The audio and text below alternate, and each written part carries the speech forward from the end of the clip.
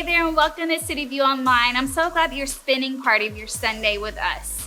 And thank you to all of you who made this space such a special place as we had decorated for Christmas this week. It looks beautiful, and I cannot wait for you to experience it right here while you're here with us on Sundays. And speaking of the Christmas season, we are in full swing. So starting tonight is our annual Christmas party, which I am so excited about. I love these nights as an incredible opportunity for you to invite your friends, your family to come join you. We'll have the Mr. and Mrs. Claus with us. So free pictures for the family, for your kids. We'll have snow, our famous hot cocoa, and also cookie decorating for the kids, carols, our tree lighting, so many fun things happening that we want you to be a part of. So we hope we see you tonight at 6 p.m. And then for parents, we know those date nights are few and far between, and so we want to give you the gift of a date night on us. So this Friday night at 6 to 9 p.m., come drop your kids off for 3 hours of uninterrupted time to go shopping, go on a date, whatever you want to do. Take that time as a gift from us. You can RSVP for that at cityviewcc.com/events. And then next Sunday on the 11th, our kids are going to be singing some songs for us in both services. Another opportunity for you to invite friends and family to join us. It's always a fun time. You never know what to expect from kids. Their sweet little voices, their funny faces. You won't want to miss it. So we hope that you can be there for that as well. Right now, we're going to jump into worship and an awesome message, and I'll see you right after. Well, good morning, family. How's everybody doing? Come on, let's stand to our feet as we worship this morning. Come on.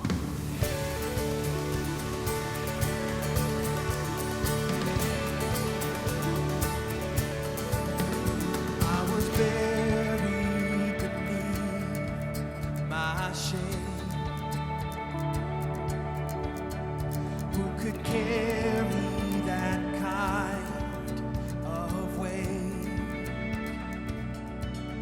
It was my tomb till I met you. I was breathing but not alive. All my failures I tried to hide.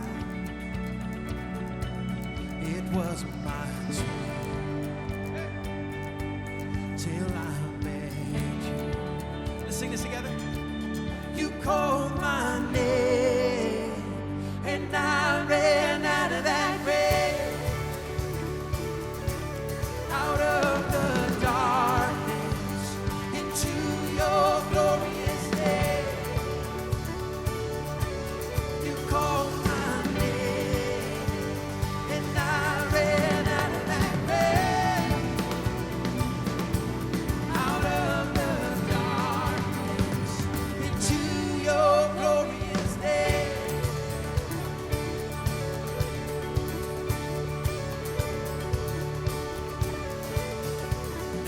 Mercy has saved my soul.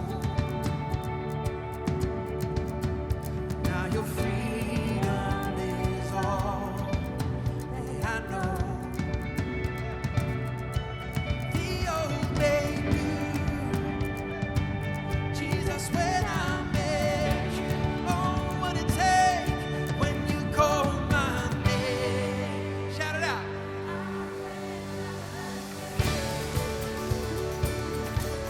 Out of the darkness into your glorious day.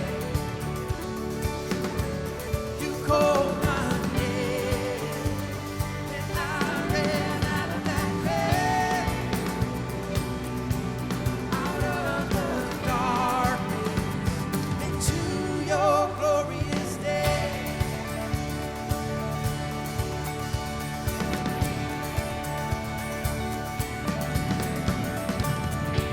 Come on, let's get those hands together.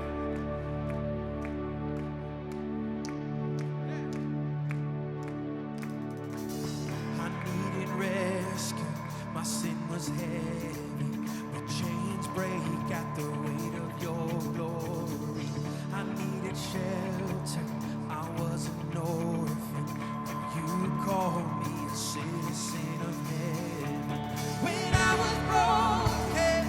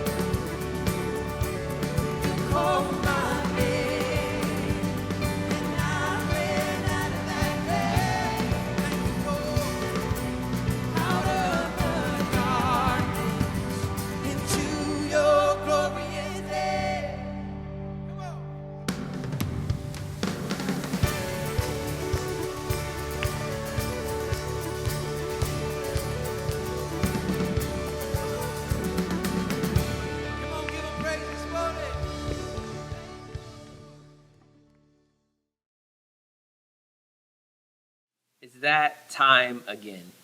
It's Christmas season, holidays, the hustle, the bustle, the running around like crazy, the family memories, the good times, all of the things. You're buying gifts for people you haven't seen in months, but all of a sudden, if you don't get them presents, then you're the worst person in the world. It is so crazy, but it's also a season filled with beauty and memory making. For a lot of people, it's filled with heartbreak and challenge and strained relationships. And in the midst of all of that chaos, it's hard to keep your head on straight. It's hard to know how to navigate what all is happening in your life and what's going on. And one of my favorite parts of Christmas, and I'm being completely sarcastic if you're not catching it, one of my favorite parts is all of the unsolicited advice. All of a sudden, everybody has just beautiful amounts of just wisdom pouring out of them, right? Like, do you have people in your family or in your friends that every sentence starts with, you know what I would do in that situation, or if I were you, I would, and it's just like, thank you. It's amazing how much advice is just doled out during this time of year. And the reality is we've all faced really bad advice, right? Like how many of you, like right where you are, right where you're watching this, you might be in like you're waiting on your car to get fixed or you're sitting in your living room. I want you to participate here with me. Like raise your hand. How many of you have ever received bad advice? Like just own it. You know you've gotten it. Now the question is, how many of you have ever given bad advice, right? It happens in our life. We hear so many things like, sticks and stones may break my bones, but words will never hurt me. Really? Let me know how that's working out for you. Or you hear, my favorite is, don't worry, be happy. Now, granted, it may be a catchy song, but it's terrible advice. Like, it's just not that easy of, you know what? You're right. What I have been waiting on is for someone to just come up to me and say, don't worry, just be happy. That solves it all. Hey, but the reality is, like, in my life, I feel like for the most part, I'm a pretty good giver of advice. I've worked hard on gaining as much wisdom as I possibly can. But there are definitely times where I have messed up. Times where I have not given the best advice, and with good intentions, it has ended up not working out well. One of the times that I remember for sure was actually when I was around 19 years old, and Fast and the Furious had just come out, and me and my best friend, we were going nuts. We wanted to be Dominic Toretto. We wanted to be Brian O'Connor. We were going to start a car shop. We got heavy into like street racing, and it was just this thing for us, right? Well, his dad had bought him this old kind of Mazda, and he wanted to fix it up. He was wanting to make it faster, and so he had saved all of his money up, because the reality was he and I were broke, and we had zero mechanical skills. Like, we had never been in an engine whatsoever. We knew what a wrench was, but that was about it.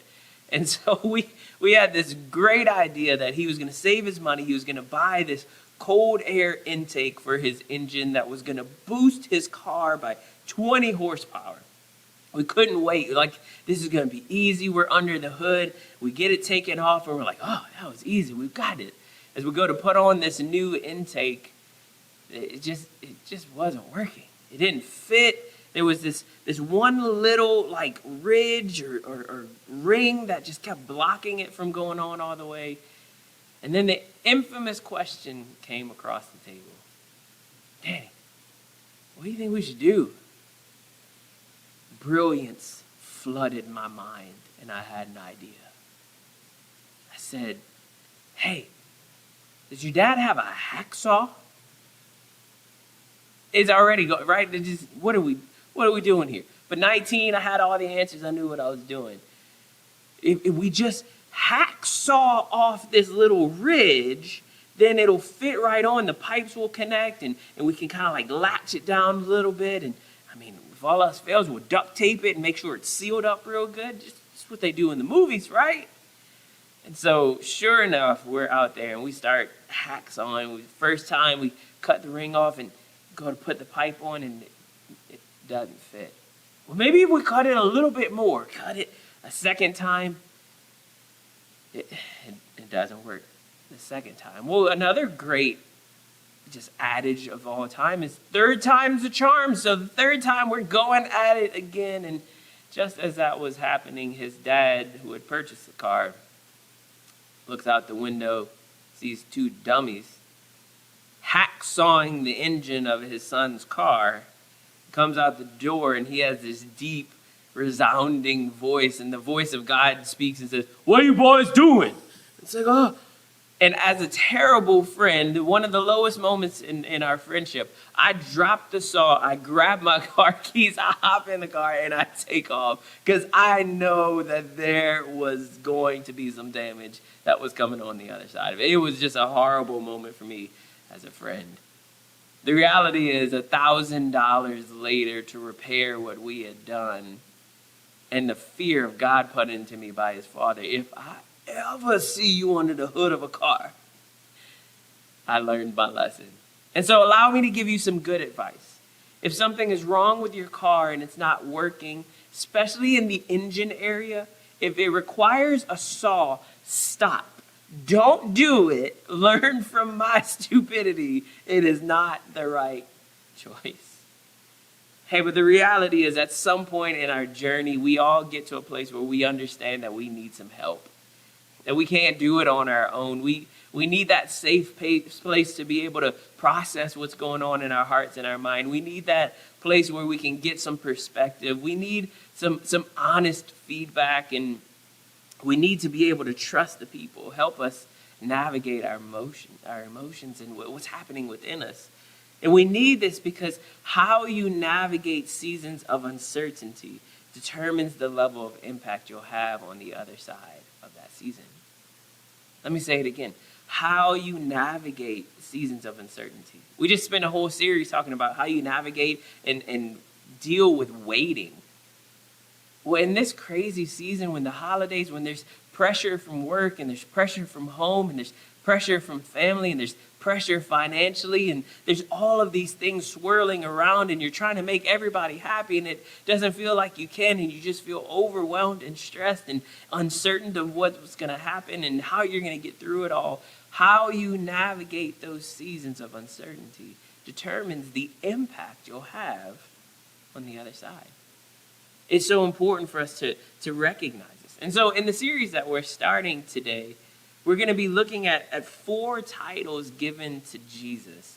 And the really cool part is that these titles were given to Jesus before he was even born. And these titles directly impact how you and I handle our seasons of uncertainty.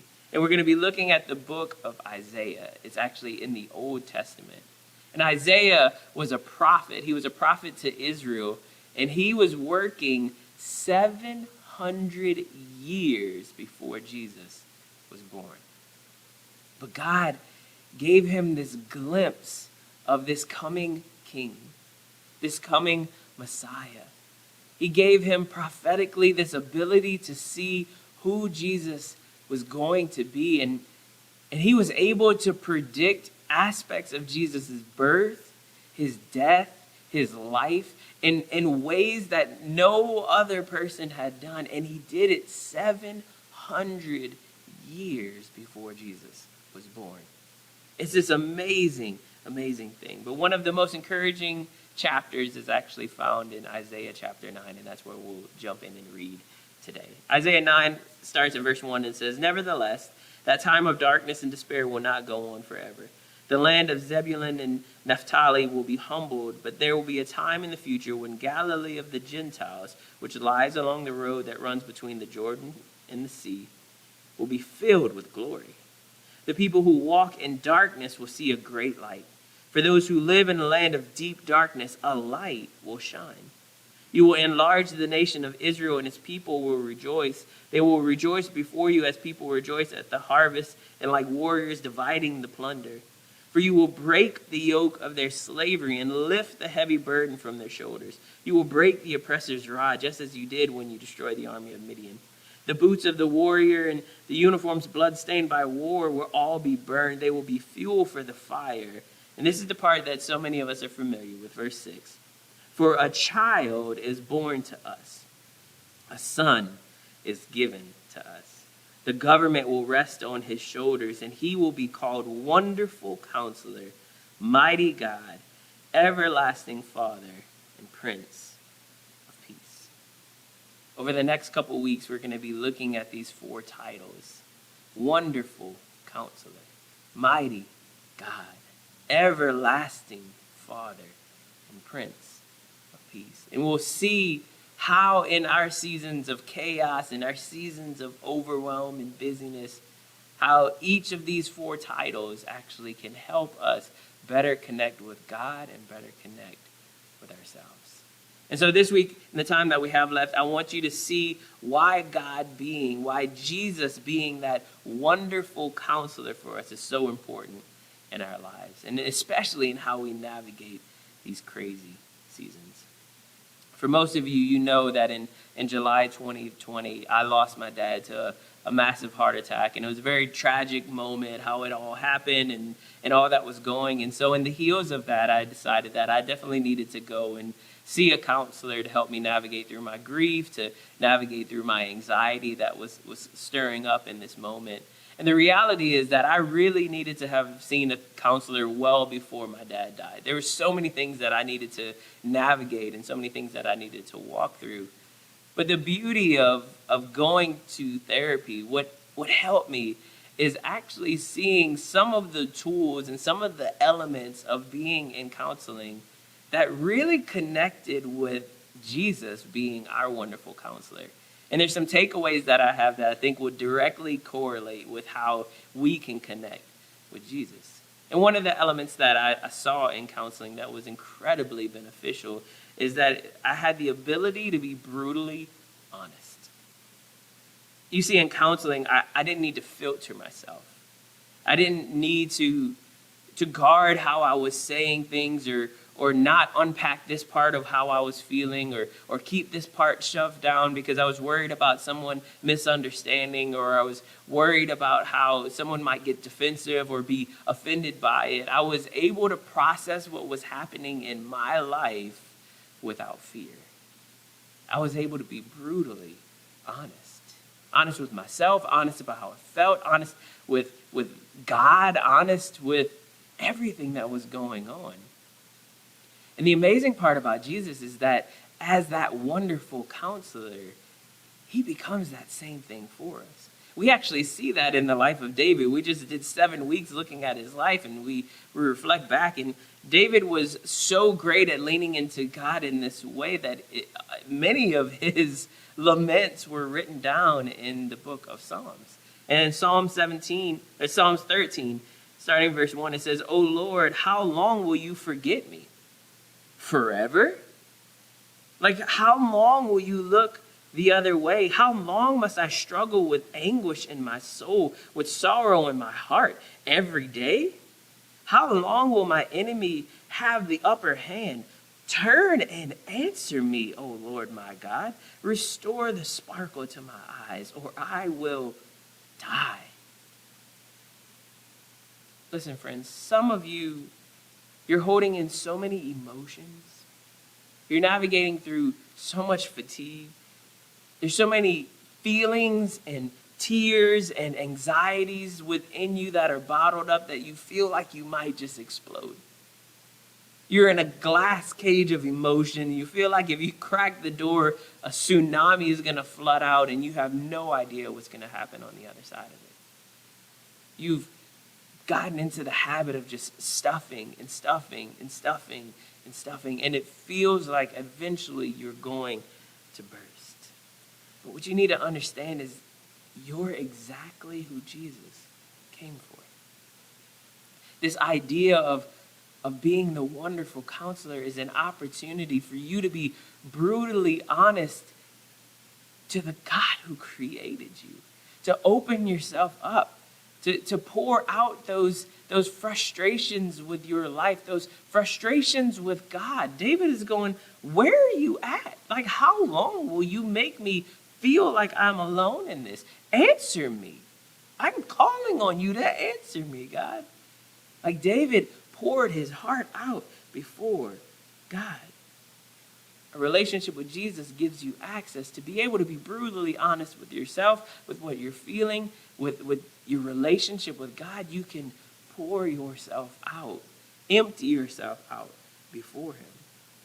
But we hold it in because we believe the lie that, well, no one else understands what I'm going through. But nobody else is facing the trouble that I have. Well, I know it's hard for them, but mine is harder. And it's like we're comparing our anguish to one another. Like, no, you've got like level 2 anguish. Mine's level 6. Like, what are we doing here? Like, don't we understand that we have access to the wonderful counselor? And as I start to unpack some of what that actually meant, when you look at the original language, it said, Pele Yoes. And Pele means to be beyond understanding, to be too wonderful for words. And that Yoes is one who guides. So when you put them together, Jesus, this wonderful counselor, is one who guides, who is beyond understanding, too wonderful for words. We have access to not only a counselor, but the counselor. He's the one who is the ultimate safe place to process what's going on, to cast your cares on him, to surrender your anxieties, to share your fears and insecurities, to pour yourself out. And through the Holy Spirit, you will find a place not only to be heard, but it leads us to the second point. You're not just heard, but a good counselor is a place where you have the clarity to recognize the root behind the signal. A good counselor helps you find the root that's behind the signal. What does that mean? I would venture to say that 8 or 9 times out of 10, the emotion that rises to the surface of your life is just a signal of something deeper going on. That anxiety, that fear, the insecurities, the anger, the overwhelm that shows itself on the surface is pointing to the fact that there's something deeper within you that needs to be dealt with.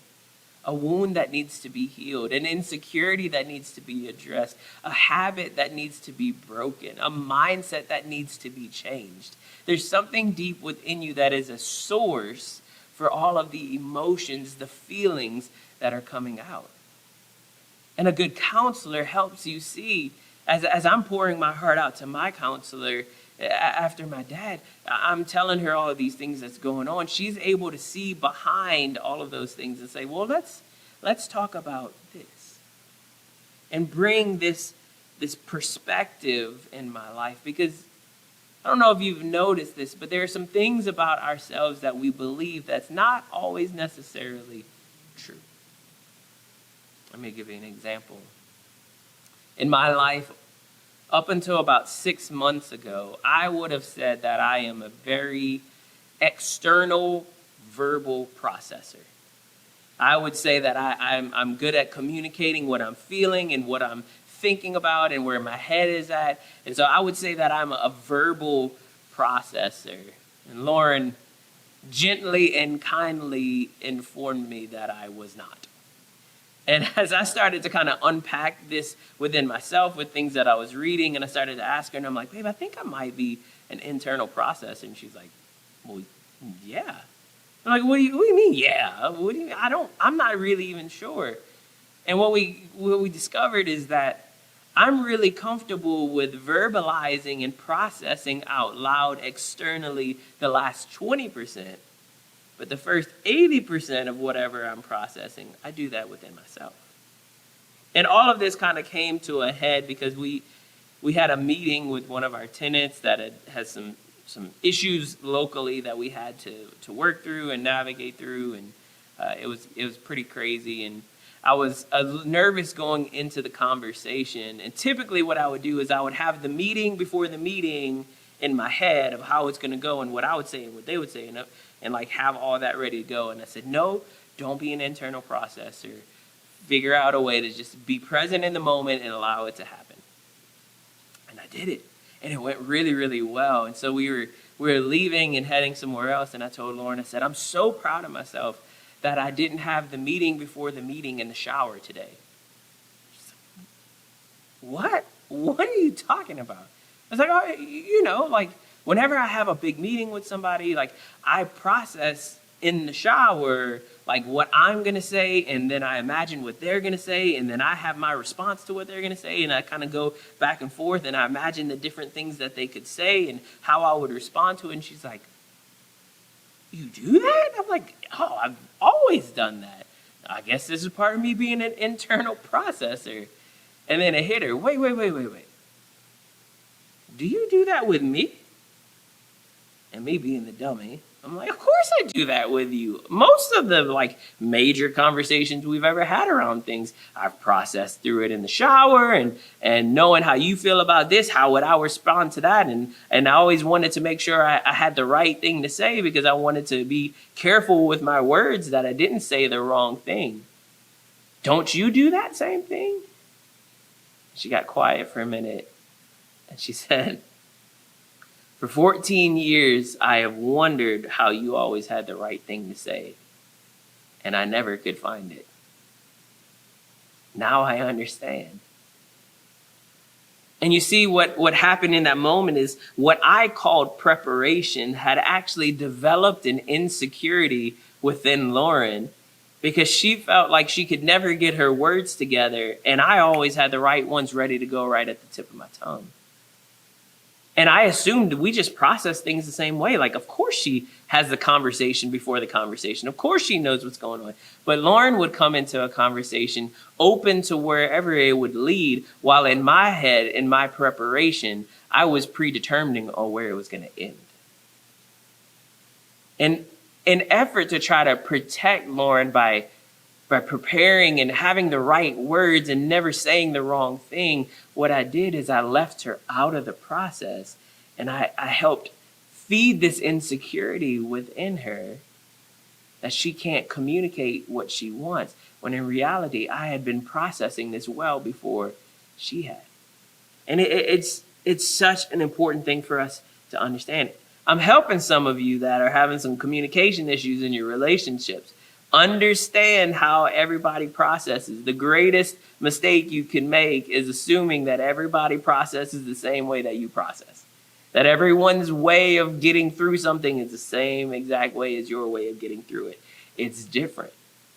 Why do I tell you all this? Because without healthy perspective, you'll believe half-truths as full truths in your relationships and in your expectations. Without outside perspective, without true perspective in your life, you will end up believing half-truths. Lauren is believing for years now, man, and when it comes to these heated conversations, I just can't get my head on straight. I don't know how to communicate. I'm just terrible at this, and Danny's so great at it. And the reality was, I had been practicing for the argument before the argument even happened.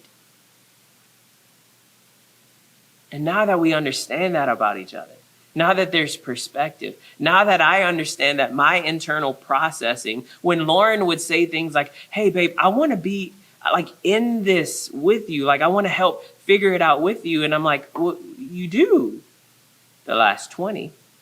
What Lauren had been asking for years is I want to be a part of the 80, not just the 20. And in that, over the last several months, we've had this ability to connect with each other in a deeper way that we haven't before. There's an understanding of each other that's deeper than it's ever been before. There's a deeper level of trust and transparency with each other. Why does this matter? Because one of the greatest things that the Word of God and a relationship with Jesus will give you is perspective. The reason why we harp on you reading the Word and you being connected with Jesus and it being this personal relationship is because He will give you perspective. He will help you find the root behind the signal. He will help you find the wound that's leading to the emotions. He will open your eyes to see things about yourself, to see things about your situation, to see how He's worked in the past. He will give you outside perspective that will unlock your ability to handle what you're going through in a unique and powerful way. He will give you this supernatural ability that when you're in a conversation with someone, you can see the thing behind the thing. Well, I'm mad at you because of this and this and this. And the reality is, it's something that happened 2 months ago that broke trust, that Jesus is helping you to see. This is so important, but honestly, it's where we struggle the most. Why? Because we struggle because we don't want honest perspective. We just want validation for our feelings. We don't want honest perspective about what's going on. We don't want that kind of honest feedback and perspective. We just want somebody to say, no, you're right, it is her fault. No, you're right, it is his fault. No, you're right, it is their fault. That's what we look for. We look for validation. But the Word of God presents to us a truth that calls us on our foolishness. A relationship with Jesus gives us a connectivity with him where he can gently speak into us and say, I love you, but you're missing something here. This perspective that comes from the outside. I love how Isaiah set up the names of Jesus in verse 2 of that passage. He said, the people who walk in darkness will see a great light. For those who live in a land of deep darkness, a light will shine. This light represents hope, but it also represents perspective. It's an opening of the eyes. Jesus wants to shine light into the dark places of your heart and your mind. He wants to reveal to you those things that are behind the thing. To reveal the root that's leading to the signal and the emotions and the feelings. He wants to reveal those things in your life. And once that happens, it leads us to the last element of a wonderful counselor. The ability to receive the guidance of the one who knows the beginning from the end. This guidance. I think about it this way. We went a couple of Thanksgivings ago to the Grand Canyon, took the girls there, and there's this massive hike where you can go through the Grand Canyon. I want to do it one day. And I think about that. If you're going to go hike the Grand Canyon, would you rather go with someone who has read a bunch of books about it or go with someone who's actually gone and done the hike before? Maybe a few times. I would rather go with someone who's been there and done it. So when my legs feel like they're going to fall off, they know what to do about it, not because they read it in a book, but because they've experienced it themselves. It's why the author in Hebrews says this about Jesus in Hebrews 4. So then, since we have a great high priest who has entered heaven, Jesus, the Son of God, let us hold firmly to what we believe. Why? Because this high priest of ours understands our weaknesses, for he faced all of the same testings we do, yet he did not sin. So let us come boldly to the throne of our gracious God. There we will receive his mercy and we will find grace to help us when we need it the most. Next week, I'm going to show you how Jesus did that exactly, and I'm super excited about it. But for now, what I need you to understand is that Jesus that walked this planet, the Jesus that we're talking about, this wonderful counselor, he's experienced what you've experienced. He's gone through the pain that you've gone through. He's experienced that rejection. He's experienced betrayal. He's experienced the feeling of overwhelm where people are demanding more of you than you feel like you're physically and emotionally and mentally capable of giving.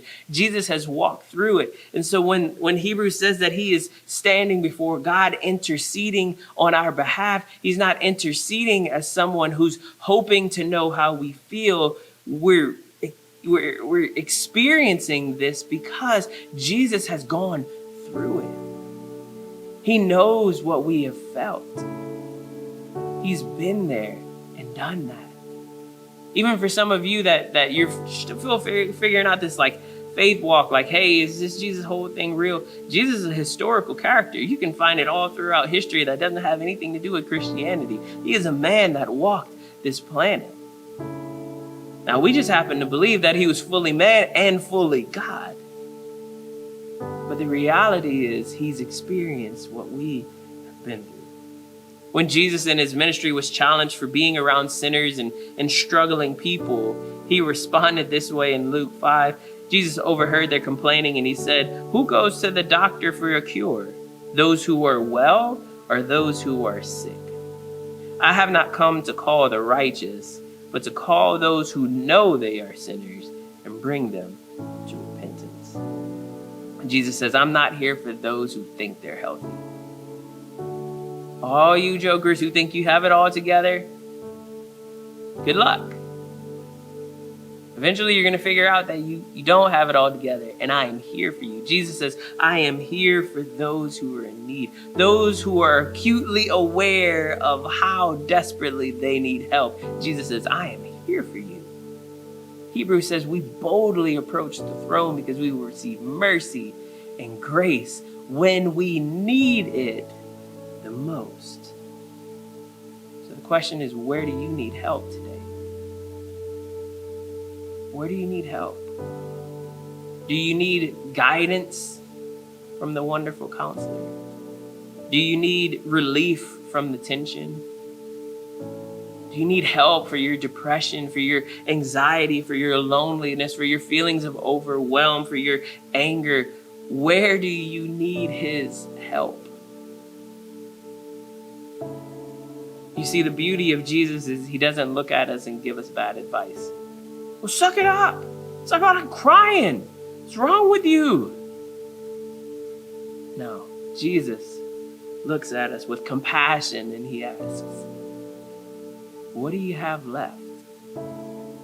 Will you trust me with it? And Jesus is asking you today, what do you have left? Whatever you have left, will you trust him with it? Will you admit, will you go to the wonderful counselor and say, hey, Jesus, I need you more than I care to admit. I'm surrendering it to you. As we do that, he becomes that safe place for us to be brutally honest. He becomes that voice that clarifies the route versus the signal. He becomes that guiding voice whose leadership and guidance can only be recognized as the one who knew everything from the beginning to the end. What better guide to follow than him? Let's pray. Jesus, in this moment, I pray for my friends who they're acutely aware that they need help. They need you right now in this moment. The overwhelm of the season, the overwhelm of their emotions, all of these things are flooding into their hearts, God. Would you remind them that there's no shame in approaching your throne room and pouring and emptying ourselves out before you. But Jesus, I also pray for my friends right now who they're experiencing life in a really great way, and it's good, and yeah, it's busy, but overall they feel blessed. Jesus, even in those seasons, would you help them remember how they got to the mountaintop?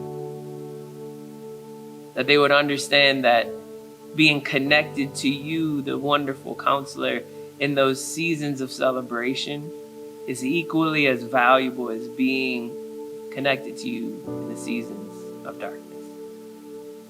Jesus, as we go into the chaos of the holidays and the busyness of our schedule and our calendars, would you help us recognize the value that is found in pouring and emptying ourselves out before you, to listen to your voice as you give us perspective that can only come from you, and that we would follow courageously the guidance you give us to step into this next season. Jesus, we love you. We pray all of this in your strong name. Amen.